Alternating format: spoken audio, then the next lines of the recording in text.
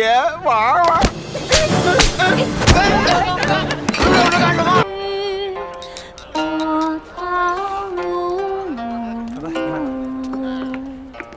来，昨日在雨中，多亏吴公子侠义相助，否则那婆媳二人性命难保。我们兄妹且待那婆媳二人敬吴公子一杯。不必客气，在下也不过是举手之劳。哎，石镖头，不如跟我们陪饮一杯。走镖途中，我从不饮酒，不过二公子倒可以开怀畅饮，恕在下难以奉陪。真是尽忠职守啊！待回到家中，我一定替你多多尽美言。多谢二公子。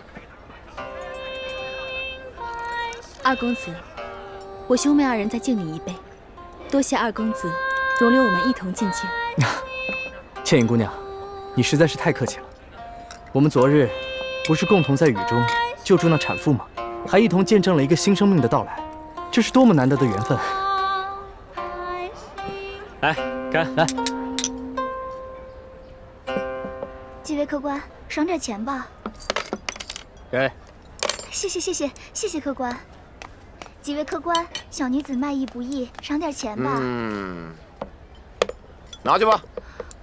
谢谢这位大爷，谢谢这位大爷。爷，等会儿，爷给你这么多钱，是让你陪爷喝酒的。来，陪爷喝一个。我不会喝酒，我真的不会喝酒。敬酒不吃，吃罚酒啊！来，喝一个啊！公子爷，喝吧啊！使不得呀！公子爷，公子爷，公子爷，我这孙女啊，我们就是卖艺，不陪酒啊，把钱还给人家。赏的银两我们无福受用，您收回吧。我呸！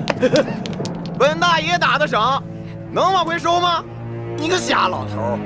我告诉你，今天我不但让你的孙女陪酒，晚上我还让她陪我过夜呢。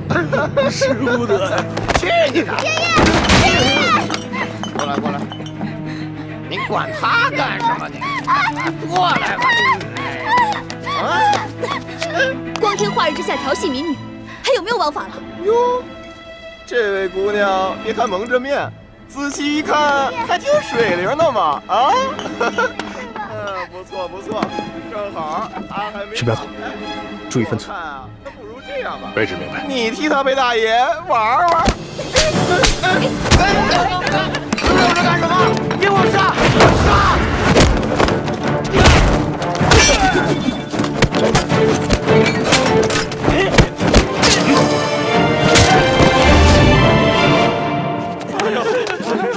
快走！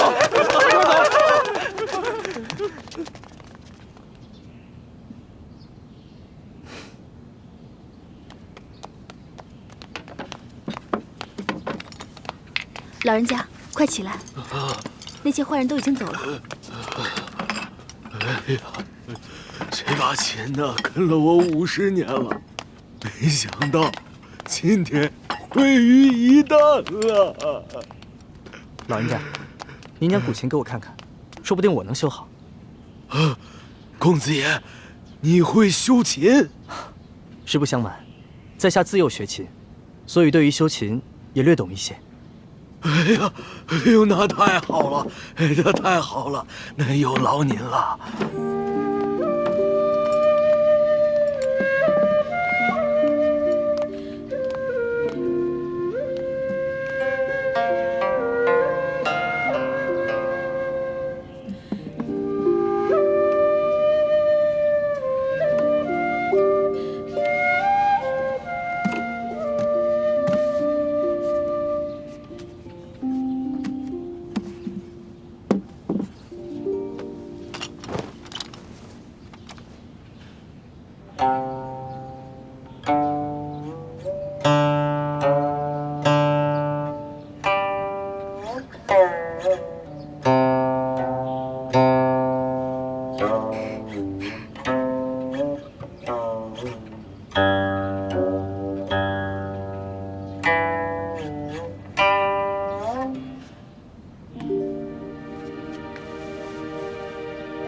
老人家，这钱已经修好了。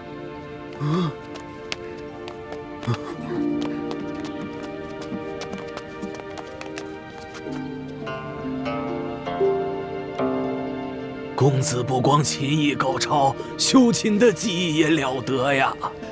太感谢您了。不敢当，前辈您过奖了。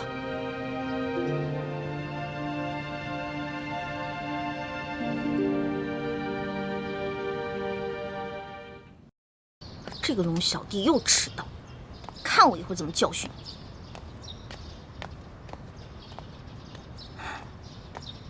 你！老大，你又迟到啊！昨晚战绩如何？幸不辱使命。我呀，把前晚输的连本带利都讨回来了。你的一半。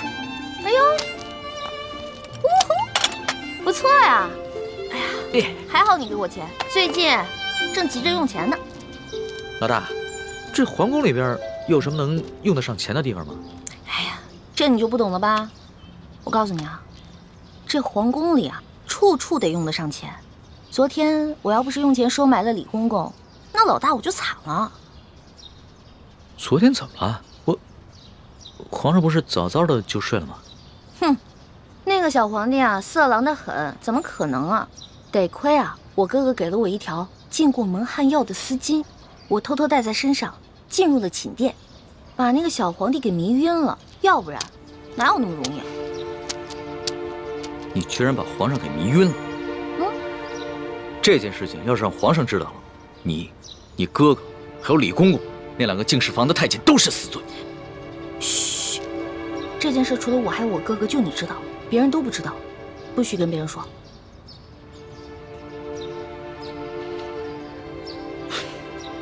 老大，你不应该告诉我，陷我于两难。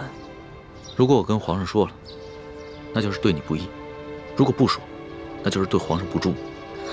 我又不是去害皇上，我是为了自保。哎，你可别为了你的主子皇帝出卖我啊！如果真是那样的话，那我可就跟你割袍断义了啊！老大，不是我说你，你也太任性妄为了。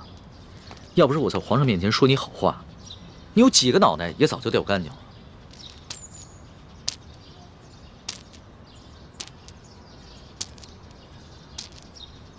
好了，那我不也是一样吗？如果我不是为了你，我怎么可能听鳌拜的话要入宫呢？虽然我武功不高，但是我轻功可以，我可以逃跑吧？我不都还是为了你吗？行，就冲着老大对我这份情谊啊，我说什么也要在紫禁城里面保护你的安全。但是咱俩可说好了，你可不能做什么太过分的事情，尤其是不能伤害皇上，要不然的话，连我都保不住你，明白吗？放心吧，其实我这个人吧，挺怕死的。再说了，我怎么可能连累我的龙小弟呢？还是老大够意思。这脑袋长得真像鸡蛋。老大，这2个晚上和皇上相处下来，你觉得他怎么样？这小皇帝嘛，有点风流，有点色，但人还是不错的，对我吧也挺宽容的。最主要的是，他酒品跟毒品不错。我跟你说啊，看一个人，如果他的酒品跟毒品都好的话，基本上这个人也不会差到哪儿去。还从来没有人这么评价过皇上。要是皇上听到了，肯定会觉得很有趣儿。啊，我跟你说的可都是私房话，你可千万不能告诉别人。我知道，我们俩之间的小秘密。耶！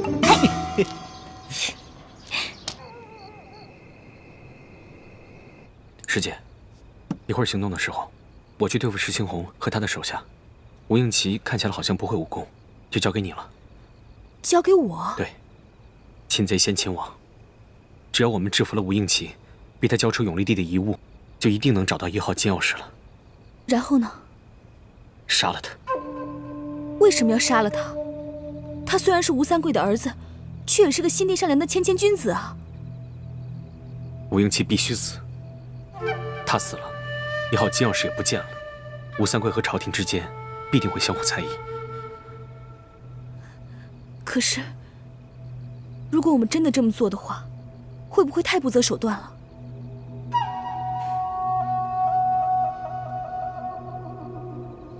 师姐，不要忘了我们的大业。要做大事，就不能有妇人之仁。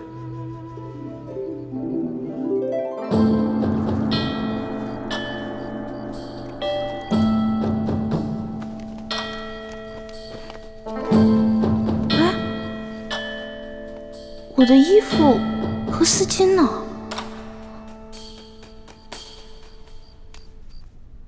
宜欢姑娘，时候不早了，该去皇上的寝宫了。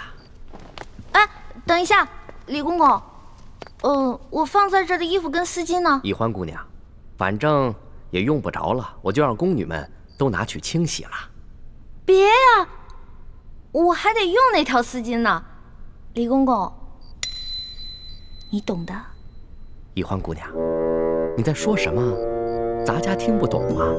不过你在进宫之前，你爹爹应该教导过你啊。进到宫之后呢，要少说话，守规矩，你应该明白。李公公，您不会是把我那条丝巾故意拿走的吧？侍寝的时候啊，什么都不能带，这是宫中的规矩，所有人呐都要遵守。完了完了，这下完了。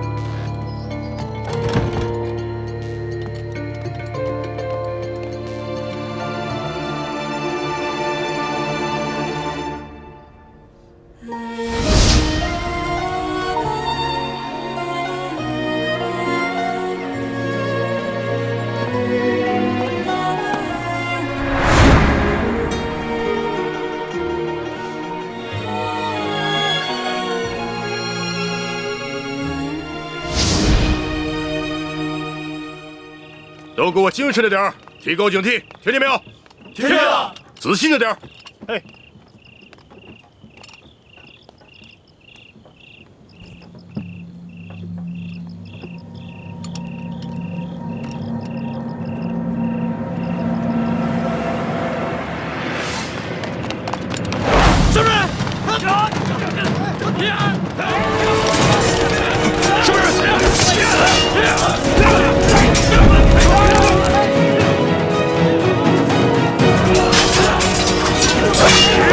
上面！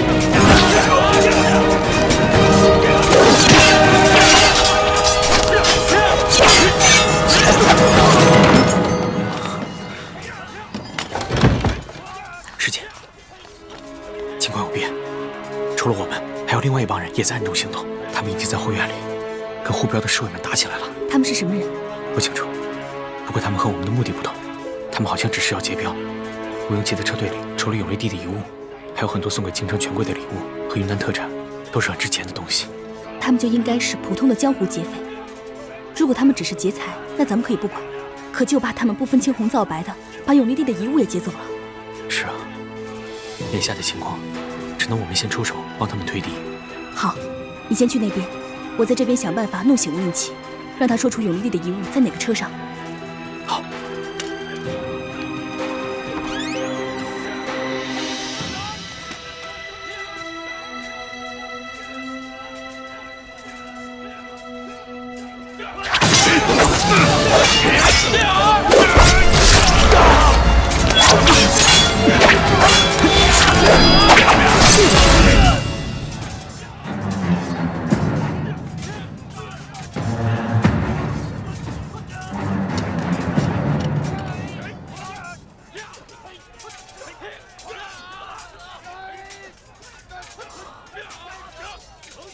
倩影姑娘，你怎么会在这儿？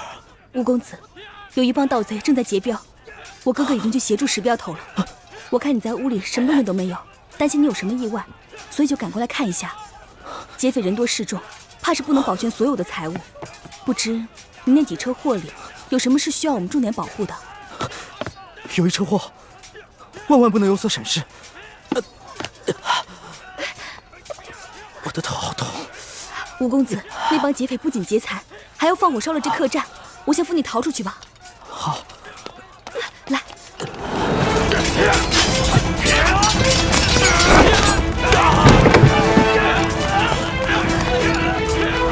住手！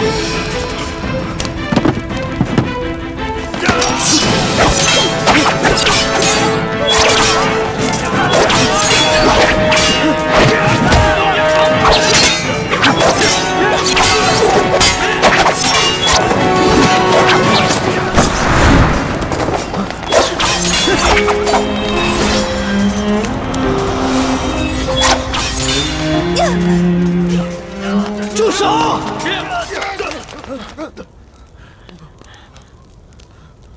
诸位好汉，你们不过是为了求财，又何必赶尽杀绝呢？我这几车货物装的全都是值钱的金银珠宝，你们尽可以带走。不过我这最后一车货物装的东西虽然不值钱，却对我来说有着特殊的意义。你们把这些金银珠宝带走，把这箱给我留下，如何？丞相，二公子，让他们走。钱财不过乃是身外之物，又何必多造杀孽呢？嗯。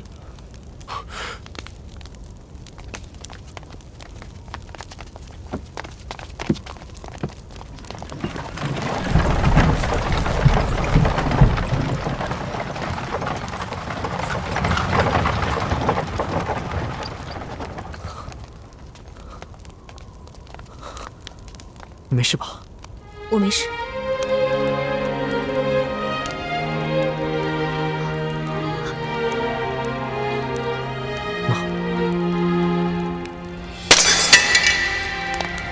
哎，姑娘，怎么办呢？今晚没了丝巾。哎呀，李公公这个家伙，肯定是识破了我的丝巾有迷药，怕带干系。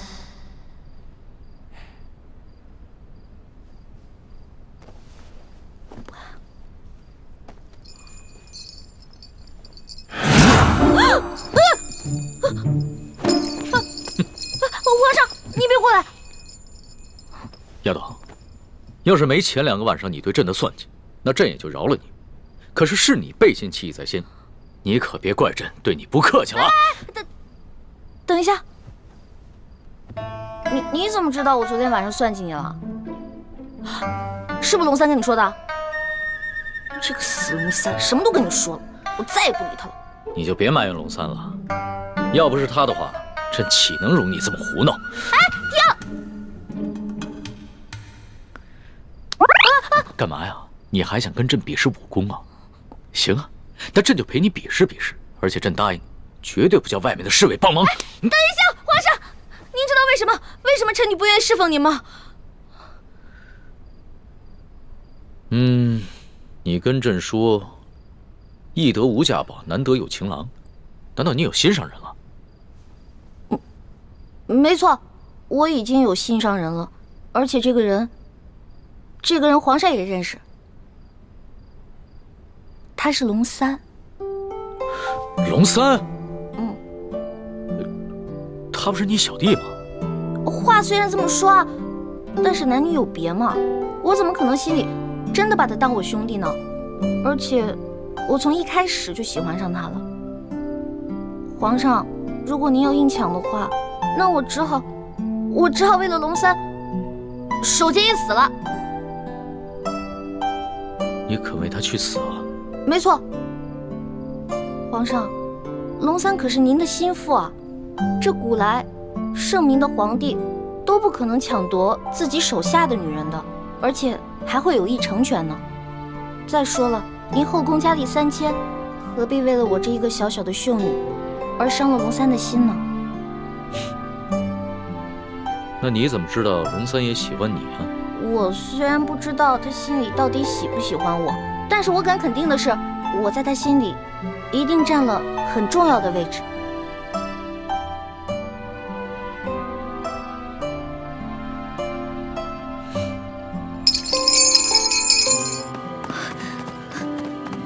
叶姑娘，叶姑娘，你等等！吴公子，你别追了，这3更半夜，荒山野岭的，实在是不安全。我不怕，我担心你。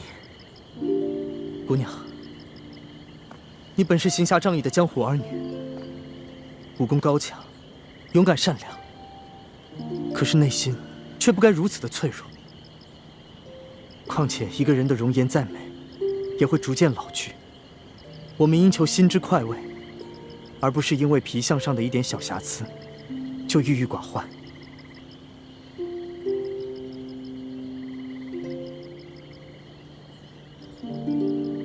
姑娘若是不嫌弃，就用我这手帕稍微遮一下吧。多谢公子。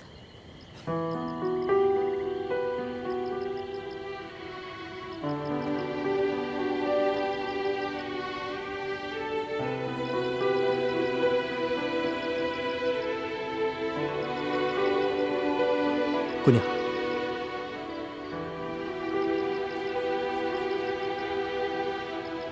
其实你只是一侧的脸颊有一点小小的伤疤，可是你的五官以及轮廓却是那么的精致，你根本不必在意的。多谢公子温言开解，只是你不明白，我最在意的并不是这脸上的伤痕，而是……我明白了，其实你真正的伤痕源自你的心里。姑娘，你如果相信我的话，不妨对我直言相告，我愿与你一同分担。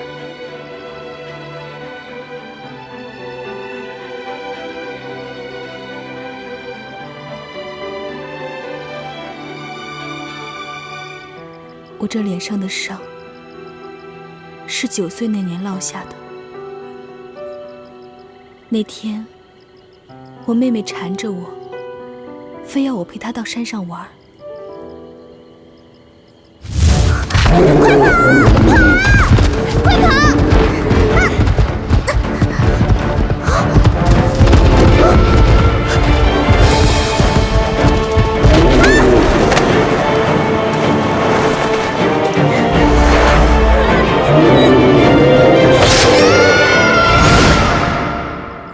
我能明白你的感受，在那么危急的情况下，你的爹爹没有先救你，而是救你的妹妹。这说明在你爹爹心中爱你妹妹比较多，这不公平。最重要的是，这不是我的亲妹妹，而是我爹爹收养的。那我就更能理解你了。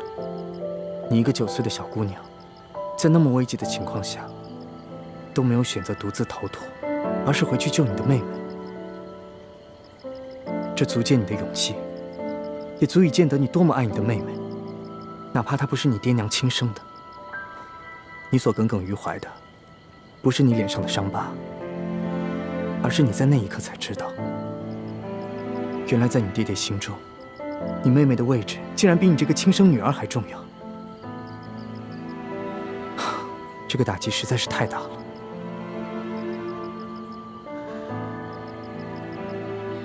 谢谢吴公子这么理解我，让我说出了藏在心中这么多年的心事。其实我平时就不敢想，一想我就会恨自己。你居然会嫉妒你妹妹，你不是应该为妹妹的平安而感到高兴吗？你为什么要如此的心胸狭隘？这不是心胸狭隘，而是人之常情。我相信除了圣人，每一个人处在你的位置，都会感到难过，感到悲伤。我也一样。谢谢公子理解。听你这么一说，我心里好受多了。其实，我爹爹是一代名医，他有个秘方，能配出冰肌血肤膏，治好我脸上的疤痕。只可惜，那些药材太过于珍贵难得，所以才一直没有配出来。都需要哪些药材？你能不能告诉我？说不定我可以帮到你。公子能找到那些珍稀的药材？实不相瞒，我乃是平西王府的二公子。哎，我们平西王府的药库啊，比之皇宫里的药库也相差无几。原来，公子是平西王府的小王爷啊！公子身份显贵，我只是跟着兄长浪迹江湖的贱民，和公子地位悬殊，还妄想和您做朋友，实在是高攀了。你这是什么话呀？你难道忘了，我们昨日在雨中一起营救产妇，而今晚又一起抵御劫匪，共历生死，这是何等的情谊啊！你如果再提什么身份贵贱，那岂不是俗气了吗？想不到，小王爷也是性情中人。倩影姑娘，你如果真的拿我当朋友啊，就不要再叫我什么小王爷了。何况我也是庶出，也没有资格继承我父王的爵位。我看干脆啊，以后我们就直呼其名，好不好？那以后我就称你二公子。哎呀，快点！石镖头，二公子，你可算回来了。我刚才腿受伤了，根本就追不上你们。叶少侠也找你们去了。我没什么事，刚才不过是陪倩影姑娘在外面散了散心。啊，今天多亏倩影姑娘和叶少侠相助，不然我这一车祸怕是保不住了。公子不必多礼，我们既然有缘同行，就是朋友，互相帮助也是应该的。不知那车货装的是什么，竟然比那些财宝还珍贵。你问这个干什么？我只是出于好奇，如果不方便回答，就当我没问。嗨，也没什么不能说的。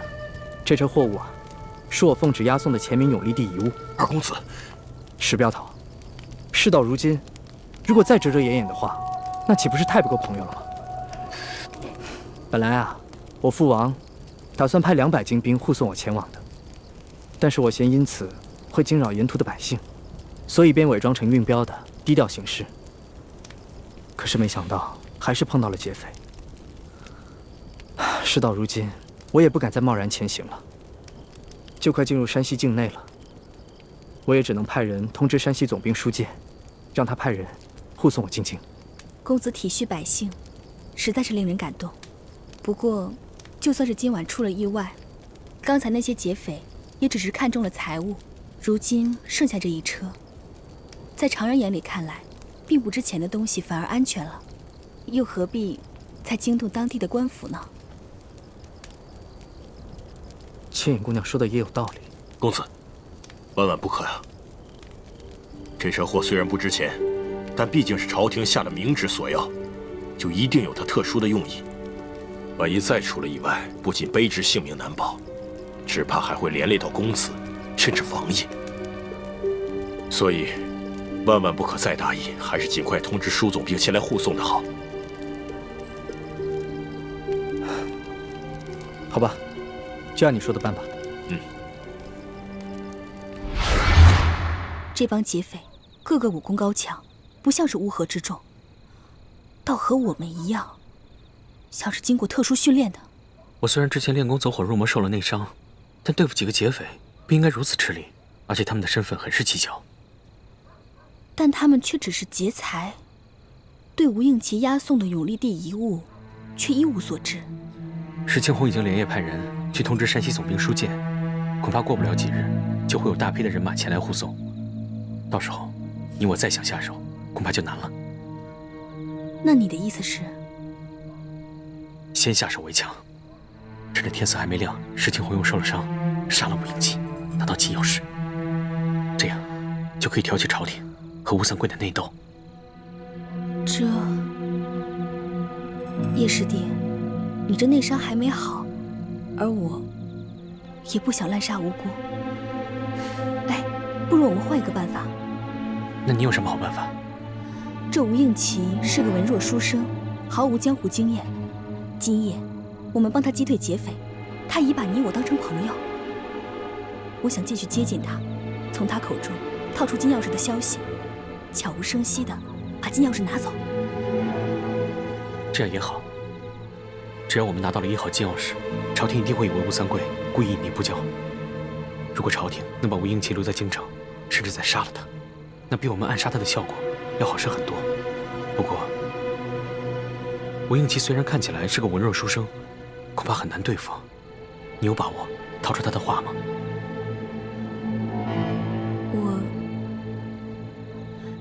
我试试。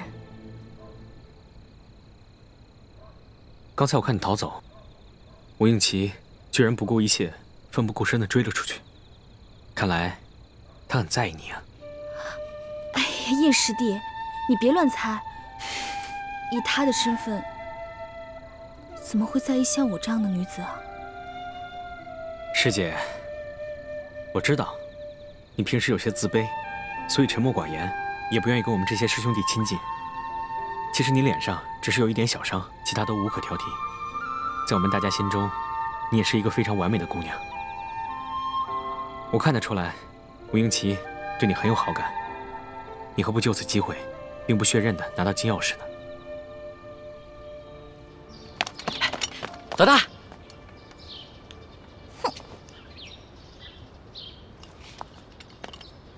老大，老大，你干嘛不理我呀？为什么要理你啊？我们明明说好了，不许把我们之间的秘密告诉那个色狼小皇帝，你为什么要告诉他呀？老大，我冤枉啊！我这也是为了你好。你以为你前天晚上用丝巾迷晕皇上，皇上他没有起疑心吗？你昨晚上要是故技重施的话，皇上发现了，你这小命就难保了。所以啊，我才去找李公公，让他把你的丝巾给收了去，还在皇上面前替你百般求情。没想到你反过来还怨我，狗咬吕洞宾，不识好人心。你说的真的假的呀？那当然是真的，我们俩是拜把子兄弟，我会骗你吗？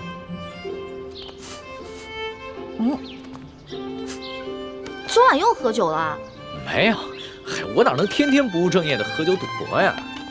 我是啊，昨天晚上一个人在房里边高兴，自己喝酒呢。呀，发生什么喜事了？说来听听。昨晚你回了储秀宫以后，皇上把我给召了过去，把你跟他说的话都跟我说了。我从一开始就喜欢上他了。皇上，如果您要硬抢的话，那我只好为了龙三守节一死了。所以，老大，你跟皇上说的都是真的，对吧？我是怕皇上假戏真做，所以我才骗了他。龙小弟，你千万别误会啊！你只是骗皇上？是啊，你想，如果我不把你拿出来当挡箭牌，那皇上肯定会吃了我呀。那你对我？我对你，我们当然是好兄弟了。你是我小弟，我是你老大嘛。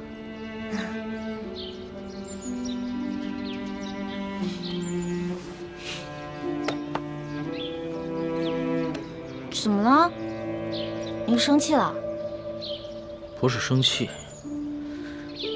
也许你就是情窦未开，说了你也不懂，或者是你根本就是在装傻，所以不论我怎么说，你都会装着不懂。我们两个不是一直挺好的吗？我们俩是兄弟，这样相处不是也一直挺好的吗？那是以前，那是我还以为你是个男人的时候。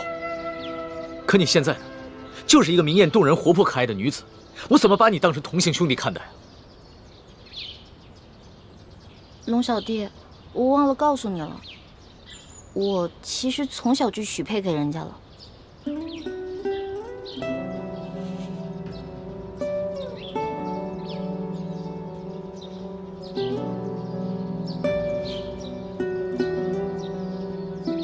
所以你很爱那个人是吗？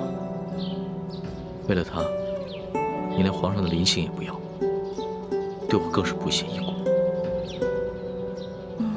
也不是啦，我们两个从小就定下来的亲事，我跟他从小青梅竹马，他呢对我特别好，我也挺喜欢他的。但是我不知道我对他的喜欢，是不是你们说的那种男女之情？我看得出来，你现在说的是真的。那是不是不论如何，不管你待他的情感怎么样，你最终都会嫁给他？我的未婚夫曾经很富有，很有权势，但是后来他们家衰落了，他一心想着要成家立业，先成家再成亲，所以我得一直等着他，我不能嫁给别人。好吧，我明白了。但是皇上信以为真了，他跟我说了，为了照顾我的感受，从今天晚上开始，不会再找你侍寝了。真的？哎呦，龙小弟太好了，多亏了有龙小弟，要不然都没有人在这宫里罩着我了。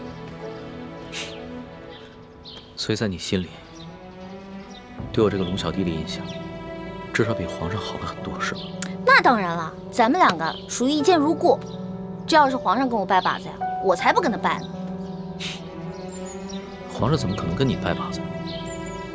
皇上他是一国之君，不可能跟你拜把子的，更不会有福同享，有难同当。也是，其实皇上挺可怜的。你说皇上可怜？对啊，我还是第一次听见有人这么说。他是皇上，一国之君，可是呢，没有人会把他当成真心的朋友的，也没有一个女孩会真心的喜欢他。但是你不一样啊，你虽然不是皇上，可是你身边一定会有很多真心的朋友，也会有很多女孩真心喜欢你的。也许是吧。倩影姑娘，要不还是我和你哥哥骑马，你坐我的马车吧。哦，吴公子，还是我骑马，你坐车吧。这是什么话呀？哪有让女孩辛苦骑马，而我坐马车的道理呢？妹妹，吴公子的一番好意，你就不要推辞了。请，来，我扶你。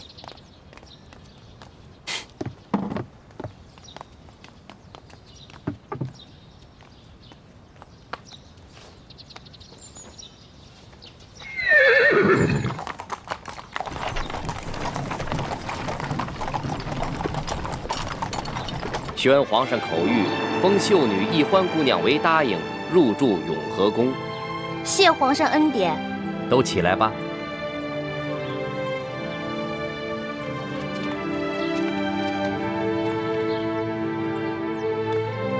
哟，易欢，你这一连侍寝3日，我们还以为皇上多宠爱你呢，没想到就封了个品阶最小的答应。答应就答应吧，反正对我来说都一样。哼，易欢姑娘，您也不必失意。皇上自亲政以来，还从未一连3日召同一人侍寝，这足见皇上对易欢姑娘还是与众不同。虽然只是暂时封了个答应，想必是易欢姑娘有什么地方惹皇上不高兴了。皇上只是稍稍惩戒一下，只要易欢姑娘能够吸取教训，想必皇上还会有恩旨的。谁要讨好那个色狼皇帝了？我才不在乎什么品阶呢。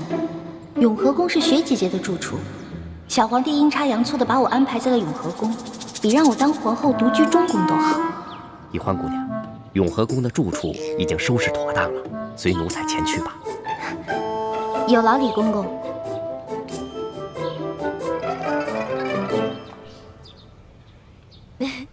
真想不到，皇上正巧把你安排在永和宫，这下咱们姐妹俩可以日夜相伴，互相照应了。就是啊，我本来特别讨厌那个小皇帝，结果他这么安排吧，我现在都不讨厌他了。又开始任性了。六师傅，反正现在人都出去了，你赶紧做吧，哪有徒弟坐着，师傅站着的道理啊？欢儿，这是在紫禁城里，不是在咱们明珠谷，这里可没有什么师傅徒儿，这里啊，只有这厉贵人、欢答应和雪嬷嬷。只要记着这一点，你的言行才不会露出破绽。记住，要尽快适应这宫中的生活，谨言慎行，一切以完成任务为重。徒儿记住了。看你还在自称是徒儿，这要是被宫外人看见，宫里人知道了，你会惹出大麻烦的。哎呀，嬷嬷放心，欢答应啊，只是还没有适应他的新身份，我会慢慢教导他的。谢谢厉贵人啦。哎，说真格的，这清宫规矩要正3品以上才有资格做一宫之主，入住正殿。眼下我还只是个正7品的贵人，所以只能住嫔殿。不过啊，好在这个永和宫就只有我一个小主，省去了和其他嫔妃混住的许多麻烦，这也算是皇上对你我的优待了。不过徐姐姐，都说伴君如伴虎，你在宫里陪着皇上，是不是特别辛苦啊？为了光复大明的大业，再辛苦也不值一提。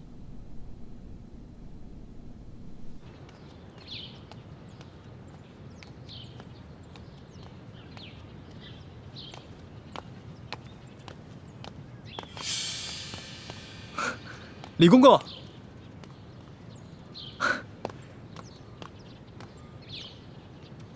李公公安好。你是那个太医院新来的李太医吧？正是，卑职乃陕西榆林人士，刚入太医院不久，还望公公多多关照。好说好说好说。哎，你刚刚说你是陕西榆林人士？正是。听公公的口音，也是陕西人吧？哼，咱家也是陕西榆林人士啊，入宫几十年了，没想到在宫中还碰到了老乡。看来卑职跟公公还真是有缘，不仅是同姓，还是同乡呢。嗯，不知公公老家在榆林何处啊？咱家在榆林皂角村。那真是太巧了，卑职老家也在榆林皂角村。哦，公公家里都有何人呢？说不定我还认识呢。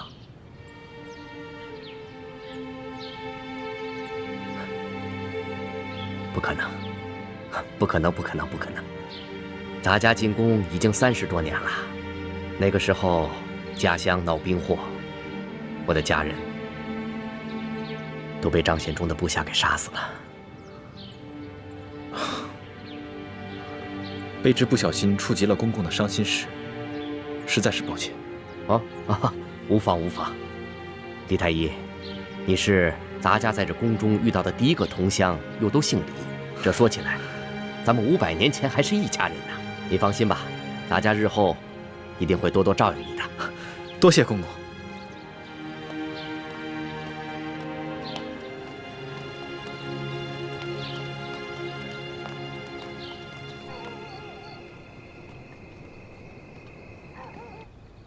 一个人的容颜再美，也会逐渐老去。我们应求心之快慰，而不是因为皮相上的一点小瑕疵就郁郁寡欢。姑娘，其实你只是一侧的脸颊有一点小小的伤疤，可是你的五官以及轮廓却是那么的精致。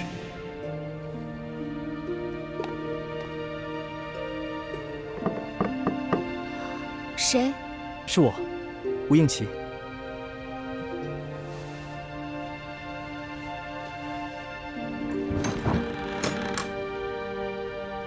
倩影姑娘，这么晚了，没打扰你休息吧？哦，请进来坐。啊，我就不进去坐了，以免被好事之徒看到，有碍姑娘清誉。哎，对了，我看昨日你的行李被劫匪烧毁了，这是我为你准备的一些衣衫服饰，不知姑娘可否喜欢？多谢公子。那时候不早了，我就先告辞了。哎，等一下，公子，你的腿怎么了？说来也惭愧，许久不骑马了，蹭破一点皮儿，不碍事的。那明天你乘车，我骑马吧。那怎么行？姑娘的肌肤肯定比我的更娇嫩，哪有让姑娘骑马的道理啊？那明天我们一起乘车。公子的腿伤，等好了之后再骑马也不迟啊。这恐怕不太方便吧？有什么不方便的？公子，你不是说过吗？你我是朋友，如果再在乎那些身份贵贱，就未免太俗气了。那同理，只要我们心无邪念，又何必在乎男女之别和他人的口舌呢？姑娘倒真是洒脱，倒是我太拘泥于礼法了。那就先这样，我告辞了。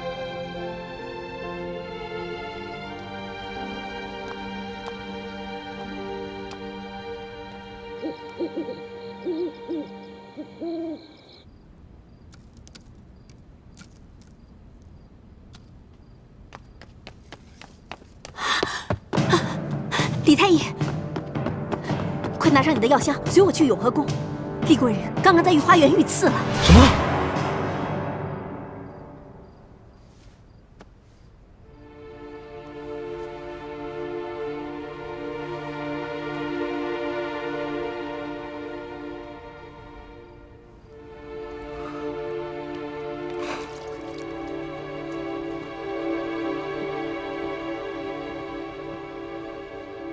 还好没有伤及要害，他的伤我已经处理过了，只是因为失血过多，暂时还昏迷不醒。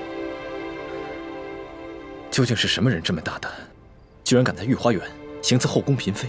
今夜，皇上召见厉贵人去御书房下棋，下至半夜才让他，不料……师父，我已经找机会把东西12宫都搜遍了，没有发现铜匣。这皇宫这么大，咱们这么找，等于是大海捞针。最好能够想办法弄到皇宫中宝库的储藏名册，查到铜匣放在什么地方，或者是赐给了什么人。我正想尽快结交大内总管李德福呢。等一下，好像有人在跟踪咱们。好像是2个男人，而且他们的呼吸很重，应该武功不高，但是他们的行踪诡异，只怕不怀好意。当时为了不暴露身份，我们既不能施展轻功，也不能反抗，而只能借着巧劲避开要害部位。但他们的目标似乎只针对厉贵人。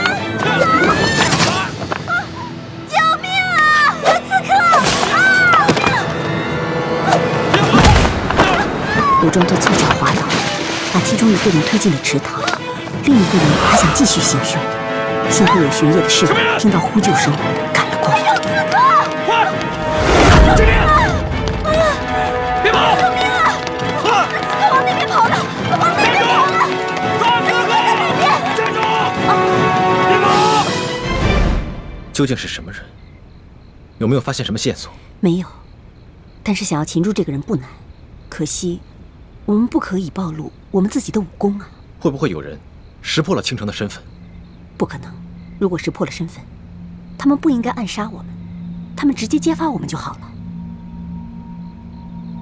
这2个蒙面人能够逃过宫里的搜索，应该就是这宫里的人，而且还一定有地位。今夜的行刺一定是受人指使，能在这宫里买凶杀人的人并不多。鳌拜，可是鳌拜有什么理由要对倾城下手？等等，你这么一说，我倒是觉得其中有一个蒙面人的身形和眼睛甚是熟悉，有点像李公公。李公公，这样就没错了。李公公就是鳌拜埋在康熙身边的奸细，多半是鳌拜觉得倾城挡了奕欢的道，所以才让李公公暗杀厉贵人。等我明天去见见鳌拜，探探情况。大师兄，倾城，你醒了。大师兄，估计还没有醒呢，他只是在说梦话。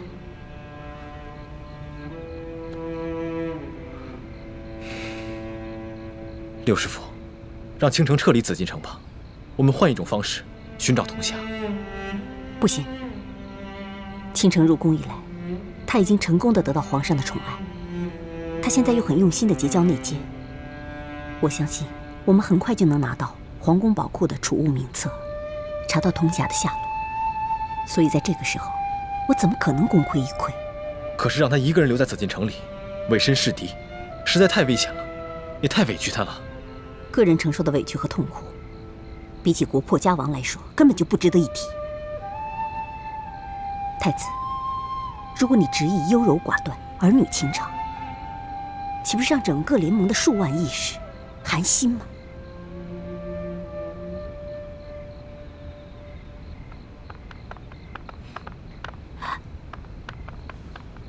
厉贵人的伤势已经处理好了，李太医辛苦了。那微臣先告退了，回头微臣再煎一副治伤的药来。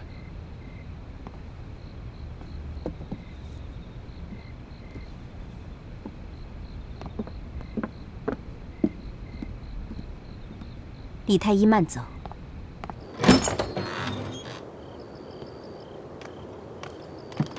李太医，欢大爷。李太医，我随你去太医院给厉贵人取药吧。有劳欢大爷。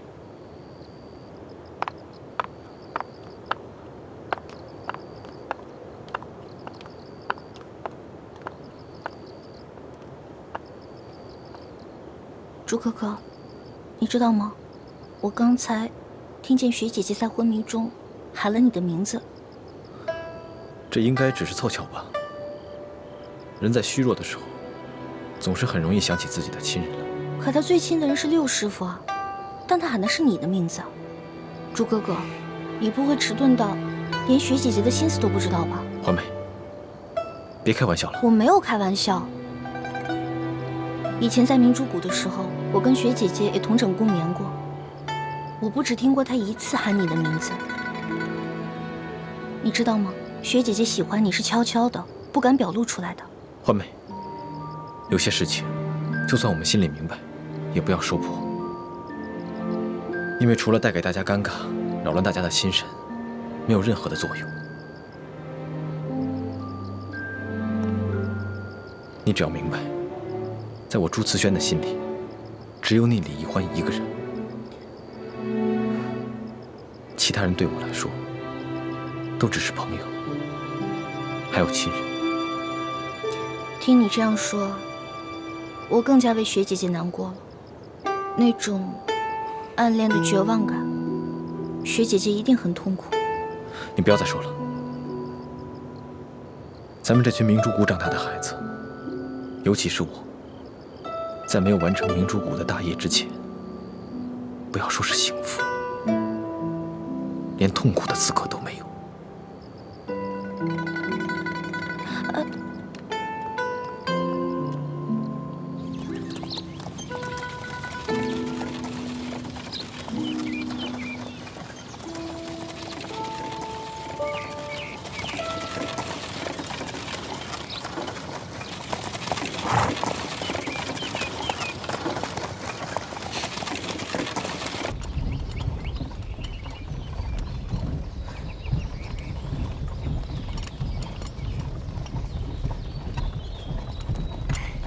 倩影姑娘，我送给你的衣服，可还合你心意？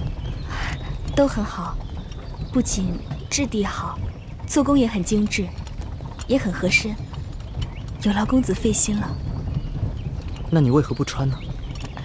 这旅途之中风尘仆仆的，我舍不得。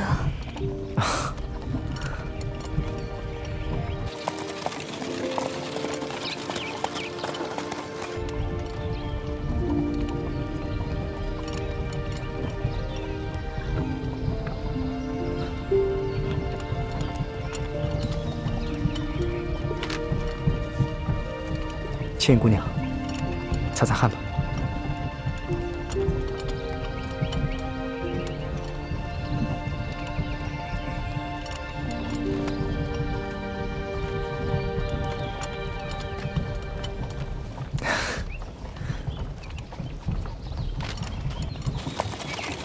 停！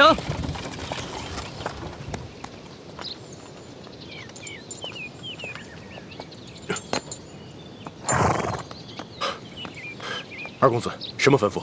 找一个幽静之地，让我们避避暑。等热浪过去之后，我们再走。卑职遵命。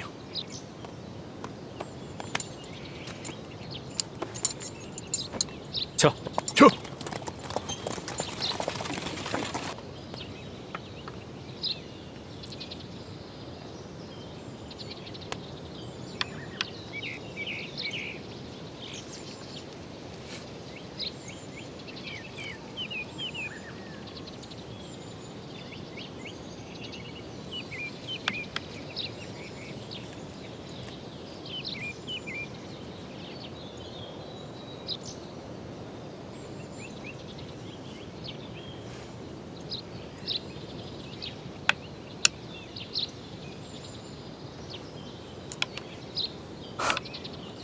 我快输了。倩影姑娘不仅武艺高强，连棋也下得这么好。我虽出身寒门，可在香林里有很多隐居的奇人异士，他们都很热心，经常会教我们。所以，无论是琴棋书画，还是武功技艺，我们都略会一些。原来如此。在这改朝换代之际，总有一些不肯食新君俸禄的前朝高人，宁可隐居山林，传道授业。这样既可以独善其身，又兼济天下，真是令人佩服。吴三桂虽然现在权倾天下，但谁不在背后骂他是卖主求荣的大汉奸？可是从吴应奇的话里，似乎能听得出来，他对他父亲也有些不满啊。公子，你这话要是被令尊平西王听到了，怕是有些不妥吧？的确，若是在我父王面前，我确实不敢如此放肆。可是，在姑娘面前，我却可以放下一切，畅所欲言。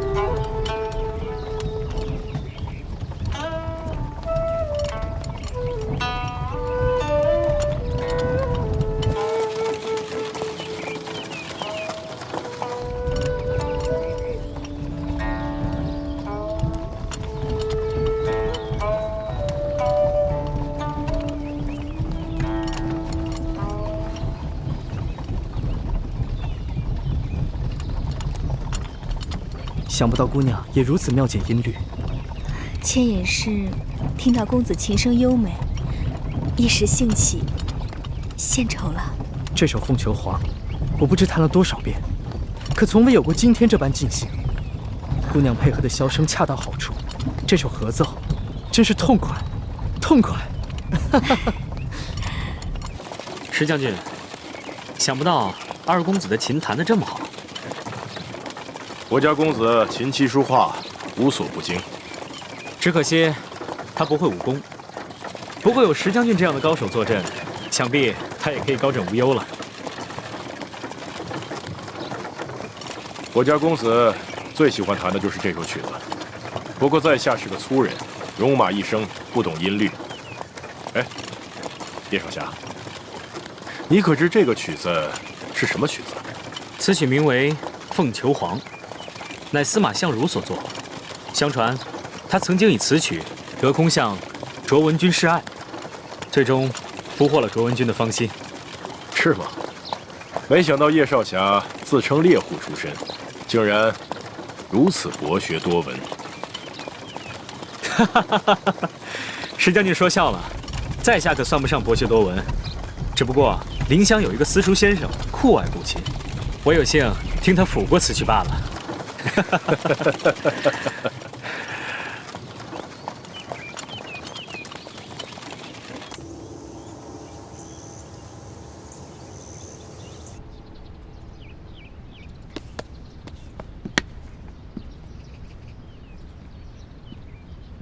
你们兄妹二人表现不错，这是这个月的大补丸。请大人放心，卑职兄妹一定会竭尽全力报效中堂大人。这个厉贵人伤势如何？他受了重伤，经卑职用心医治，才算保住了性命。不过他失血过多，尚需调养。其实，你不必这么费心地医治这个厉贵人。卑职不太明白。皇上一连3日宣奕欢进殿侍寝，最终也只封了他一个品质极小的答应。随后，皇上一连几日宣厉贵人作陪，用不了多久，这个厉贵人便会再次升迁。像这样一块绊脚石，留着他有何用啊？大人的意思是，厉贵人舒婉心，是山西总兵舒建的独生女儿。这个舒建是索尼一手提拔的亲信，这个索尼素来和老夫不和。好在几年以后，索尼病老而死，但是他那一派的势力，仍是老夫在这宫中一大阻碍。所以老夫认为，说什么也不能让舒建的女儿受宠。那这次厉贵人遇刺，自然是老夫安排的。这2个宫中的内线，武功虽然不高，但是对付一个弱女子，应该是绰绰有余。结果还是失手了。听内线回报，说这个厉贵人表面上惊慌失措，其实却是成功的避开了要害，好像会武功。这个厉贵人出身于武将世家，会些简单的功夫，也未尝不可能。所以要找一个更好的办法，要不露痕迹的解决掉这块绊脚石。你是一个聪明人，用不着老夫再教你怎么做了吧？大人的意思是，要卑职借着治伤的时候下毒，万一被人发现了，卑职只怕性命不保啊！你尽管去做，有老夫在，自会保你周全的。卑职遵命。